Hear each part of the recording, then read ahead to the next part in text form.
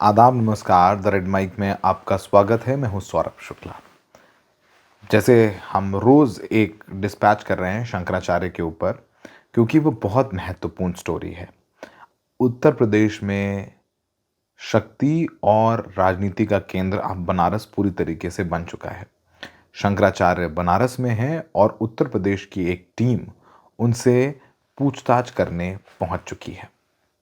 अभी पूछताछ की नहीं है, लेकिन उनसे जुड़े हुए लोगों की जानकारियां जुटाई गई और तैयारी की जा रही है। लेकिन इस बीच कुछ ऐसे खुलासे हुए हैं जिसके बाद सबका शक जो है वो धीरे धीरे यकीन पर बदलता जा रहा है। शक ये था क्योंकि लगातार मौनी अमावस्या में के बाद जो घटना हुई प्रयागराज में, शंकराचार्य जी को स्नान करने नहीं जाने दिया गया और फिर आमना सामना हो गया। पुलिस वालों ने शंकराचार्य जी के शिष्यों को पीटा, शिखा खींची और फिर नाराज होकर के शंकराचार्य जी धरने पर बैठ गए। सारा किस्सा आपको पता है। तब से शंकराचार्य जी लगातार उत्तर प्रदेश के मुख्यमंत्री योगी आदित्यनाथ को लेकर के बयान देते रहे। योगी जी ने भी कोई कसर नहीं छोड़ी। उन्होंने भी कहा कि हम शंकराचार्य नहीं मानते, कानून से ऊपर नहीं है, वगैरह वगैरह। और अब उसके बाद फिर कोर्ट के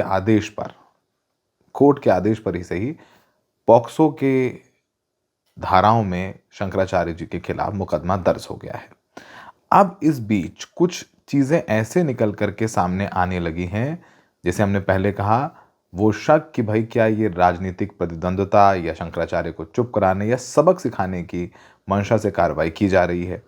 वो शक क्या यकीन में बदल रहा है, ये बड़ा सवाल है। क्योंकि एक व्यक्ति शंकराचार्य जी के दरबार में आया जो हरदोई का रहने वाला है। उसने एक बड़ा खुलासा किया।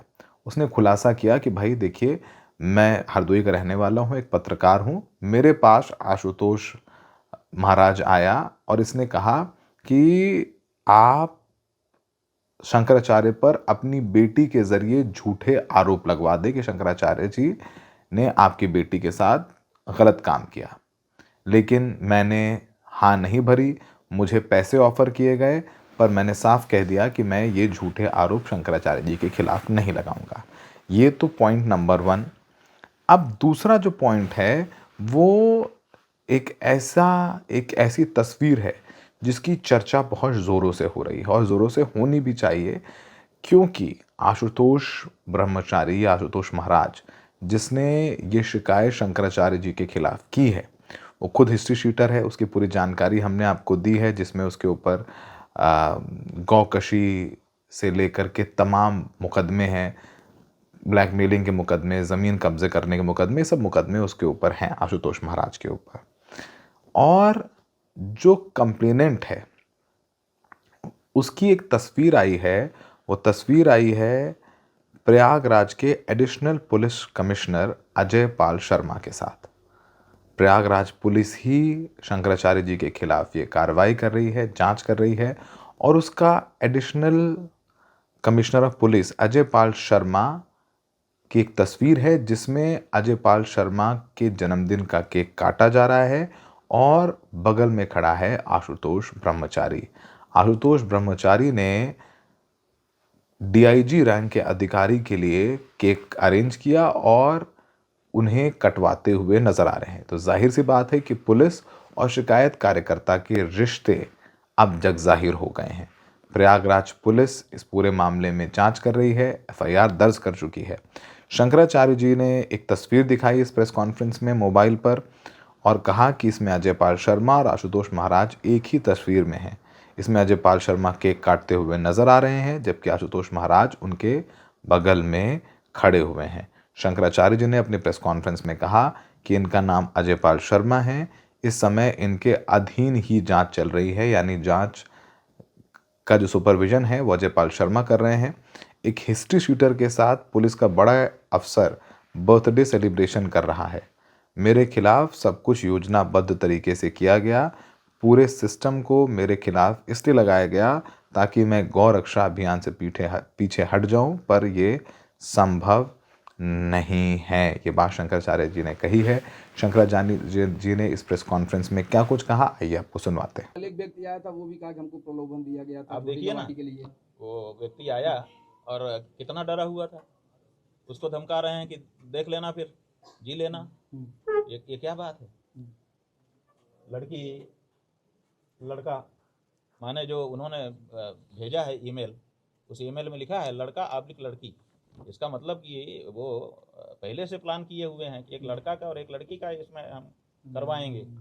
तो अब वो खोज रहे हैं कि कोई लड़की का माता पिता खड़ा होकर कह दे कि हमारी नाबालिग लड़की के साथ इन्होंने किया।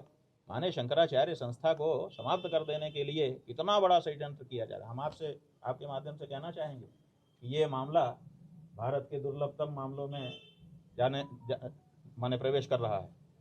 इसमें अगर ये सच है कि शंकराचार्य ने कोई दुराचार किया है तो भी मतलब दुर्लभतम श्रेणी में है। शंकराचार्य से ये आशा मतलब सपने में भी नहीं की जा सकती। तो इसलिए इस पर बहुत अब पूरे देश को ध्यान दे करके लड़ने की ज़रूरत है, क्योंकि ये बहुत बड़ा मामला बना दिया गया है। अगर ऐसा हुआ है तो फिर बहुत कड़ा, इतना कड़ा कि जितना कड़ा कुछ नहीं हो सकता, आज तक इतिहास में नहीं हुआ, उतना कड़ा दंड घोषित करना पड़ेगा, तभी ये न्याय हो सकेगा। और अगर ये झूठा है, जैसा कि है ही हमारा कहना है, तो जिन लोगों ने ये आरोप लगाया है उनके ऊपर भी कड़ा से कड़ा दंड मिलना चाहिए। भाई हम तो बता रहे हैं 18 तारीख को सुबह, 18 के पहले कहीं कुछ था? 18 के पहले हम अपना काम कर रहे थे, वो अपना काम कर रहे थे। 18 के बाद से ही तो शाम को ये व्यक्ति उदित हुआ और इसने पहला मुकदमा दर्ज कराया। माने कह रहा है कि हम उसी दिन थाने में गए थे, उसके बाद फिर हम ईमेल भेजा, फिर ये किया, फिर वो किया, फिर ये किया, फिर ये किया, फिर करता ही चला जा रहा है। फिर जाने कितने थानों में, जाने कितने मुकदमे दाखिल करवा दिए। तो ये 18 से ही तो शुरू हुआ है। इसकी जो शुरुआत है वो 18 मौनी अमावस्या का दिन है, और उसके बाद से एक के बाद एक होता जा रहा है। और अजय पाल शर्मा वहाँ पर नियुक्त हैं, और उनका हमने चित्र ये देखिए दिखाई दिया कि महाराज का जन्मदिन मनाया जा रहा है। महाराज जी, चित्र के बारे में कुछ और पता चल पाया है? कब की तस्वीर खींची गई, कहाँ की तस्वीर? बात यह है कि ये तस्वीर आई है, आप लोग इसको खोजिए। हमको तो जनता भेज रही है, ये तस्वीर जनता के द्वारा हमारे पास आई है।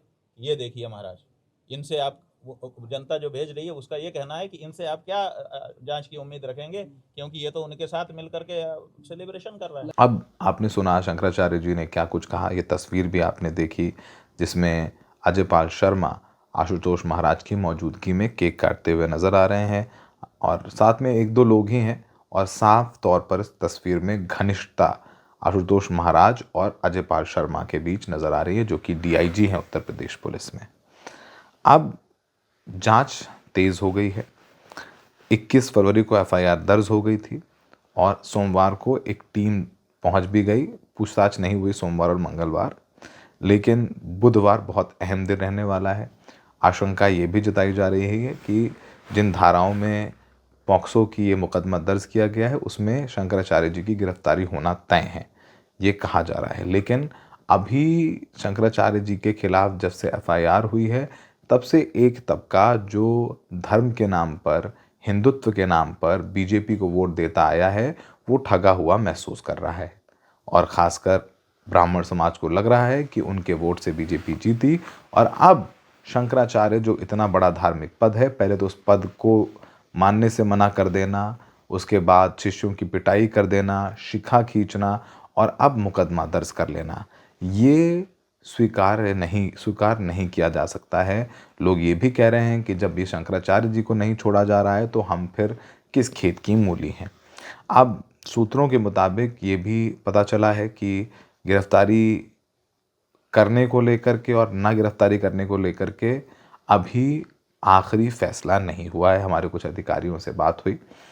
आपको बताएं कि शंकराचार्य ने एंटिसिपेटरी बेल भी हाई कोर्ट में मूव कर दी है, यानी पहले से ही बेल रखना चाहते हैं। अगर उनको एंटिसिपेटरी बेल मिल जाती है तो उनकी गिरफ्तारी नहीं होगी। तो ये तो एक ओवरव्यू था, हमें लगा कि इस बारे में चर्चा करनी चाहिए। ये जो पूरी जो नाराज़गी है वो काफ़ी समय से चली आ रही है, लेकिन हम थोड़ा सा एक बैकग्राउंड बताना चाहते हैं कि प्रशासन के बीच 18 जनवरी को प्रशासन और शंकराचार्य जी के बीच आपस में विवाद हुआ। इसके 8 दिन बाद विवाद हुआ 18 जनवरी को, और शंकराचार्य लगातार योगी जी के खिलाफ बयान देने लग गए। इसके 8 दिन बाद यानी 24 जनवरी को कथित जगत गुरु रामभद्राचार्य के शिष्य आशुतोष महाराज ने पुलिस कमिश्नर को एक शिकायत दी। शिकायत में माघ मेला 2026 और महाकुंभ 2025 के दौरान बच्चों से गलत काम के आरोप लगाए कि भाई शंकराचार्य ने कुछ गलत किया है इन बच्चों के साथ। पुलिस पर कार्रवाई न करने का आरोप लगाते हुए 8 फरवरी को आशुतोष महाराज पॉक्सो कोर्ट में मूव करता है। 13 फरवरी को 2 बच्चों को कोर्ट में पेश किया गया। 21 फरवरी को बयान दर्ज किए हुए और कोर्ट ने आदेश दिया और उसी दिन झूसी थाने में एफआईआर दर्ज की गई। एफआईआर में शंकराचार्य के शिष्य मुकुंदानंद और 2-3 अज्ञात लोगों को आरोपी बनाया गया। रविवार को पुलिस आशुतोष के साथ में माघ मेला क्षेत्र पहुंची और उस जगह का निरीक्षण किया जहां शंकराचार्य जी का शिविर लगा है। शंकराचार्य जी ने कहा कि उन पर जो आरोप लग रहे हैं वो बेबुनियाद हैं, क्योंकि माघ मेले और कुंभ मेले के दौरान लगाए गए आरोप हैं और उस समय तो उनके शिविर में सीसीटीवी कैमरे हैं, पूरे इलाके में सीसीटीवी कैमरे हैं। अगर मेरे खिलाफ सबूत मिलता है तो मैं कुछ भी करने को तैयार हूँ, लेकिन मेरे खिलाफ अगर ये सारी बातें झूठी निकलती है तो जिन्होंने आरोप लगाए हैं उनको दंड मिलना चाहिए। वैसे आशुतोष महाराज के बारे में हम बता चुके हैं, शामली जिले का रहने वाला है, प्राचीन शाकुंभरी पीठ का अपने आप को मठाधीश बताता है। 2022 में इसने जगत गुरु रामभद्राचार्य से दीक्षा ली। आशुतोष पांडे पर 21 केस दर्ज हैं।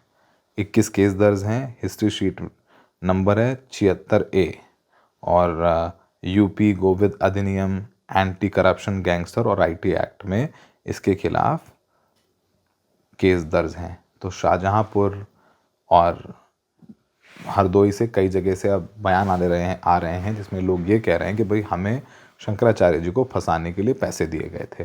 फिलहाल इस केस में कुछ भी हो, लेकिन राजनीति बदल रही है और हम लगातार कह रहे हैं कि शंकराचार्य पर एफआईआर हुई है, जिसका एक राजनीतिक नुकसान बीजेपी को हो सकता है। अब लोग कह रहे हैं सड़कों पर नजर नहीं आता है, यू नेवर नो, कि अक्सर सड़कों पर बहुत कुछ भीड़ दिखाई देती है। अखिलेश यादव के चुनाव में 2022 में लगा कि अखिलेश यादव चुनाव जीत जाएंगे, इतनी भीड़ थी सड़कों पर, लेकिन हुआ क्या? बीजेपी का वोटर साइलेंट रहता है, वो वोट दे करके आता है, और अगर वो साइलेंट वोटर नाराज़ है तो जाहिर सी बात है अपनी नाराज़गी भी सड़कों पर जाहिर नहीं करेगा। अब गेंद जनता जनार्दन के पाले में है, गिरफ्तारी होगी शंकराचार्य की या नहीं होगी, ये एक बहुत बड़ा सवाल है। लेकिन अगर गिरफ्तारी होगी तो उसके बाद काफ़ी चीज़ें बदलेंगी। वैसे 2 शंकराचार्य ऑलरेडी शंकराचार्य अभिमुक्तेश्वरानंद के फेवर में बयान भी दे चुके हैं। तो इस खेल में जो भी होगा, अपडेट होगा, वो हम आपको समय समय पर पहुंचाते रहेंगे। हमें देखने के लिए बहुत बहुत शुक्रिया।